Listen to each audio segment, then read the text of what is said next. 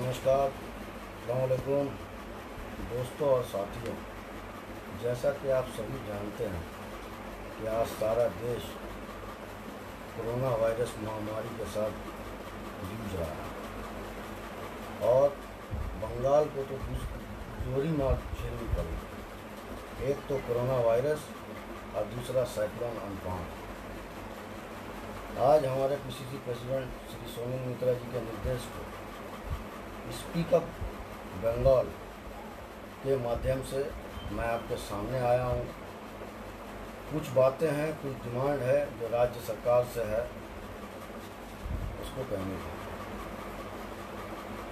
हमारी पहली मांग है माननीय मुख्यमंत्री श्री ममता बनर्जी से कि पिछले 3 महीने के इलेक्ट्रिक बिल पर 50% सब्सिडी देना चाहिए, क्योंकि इससे आगे हम लोग सीएससी में एक मेमोरेंडम दिया 27 मई को और हम लोगों ने श्रीमती ममता बनर्जी जी से दरख्वास्त की, उनसे गुजारिश की कि आप प्लीज़ इस सीएससी के गोयनका की ये मोनोपोली को ख़त्म करें, दूसरी कंपनियों को मौका दे ताकि दूसरी कंपनी आए। आप जब चीफ मिनिस्टर नहीं थी तो दूसरे पार्टियों पे इल्ज़ाम लगाती थी। आज आप 9 साल से चीफ मिनिस्टर हैं, इस पर क्यों नहीं हुआ? क्या साथ गार्ड है आपका?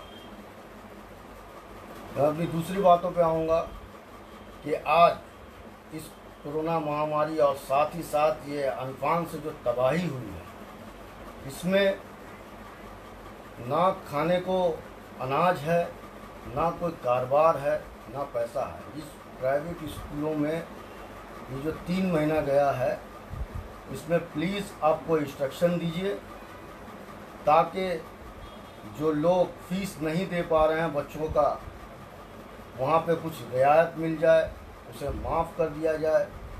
इसके बारे में प्लीज़ ममता बनर्जी जी सोचिए।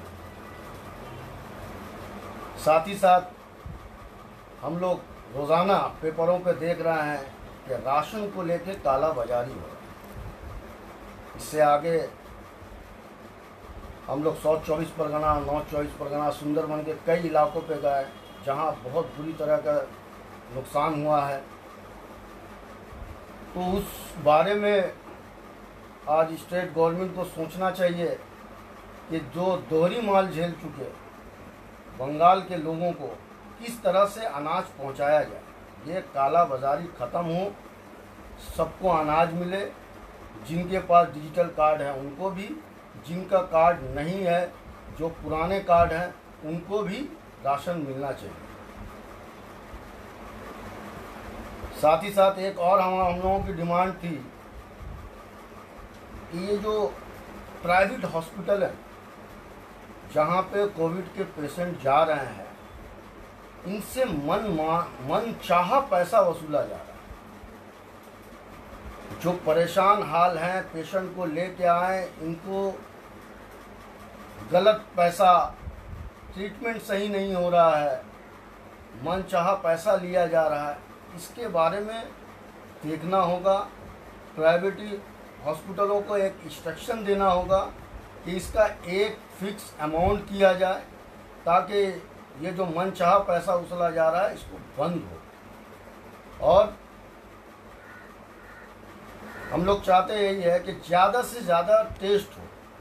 टेस्ट जितना ज़्यादा होगा उतना ही समझ में आएगा कि कितने लोग पॉजिटिव हैं, कितने नहीं हैं। इसमें कंट्रोल किया जा सकता है। बस यही 4 बातें थी कहने के हमने गुजारिश की है।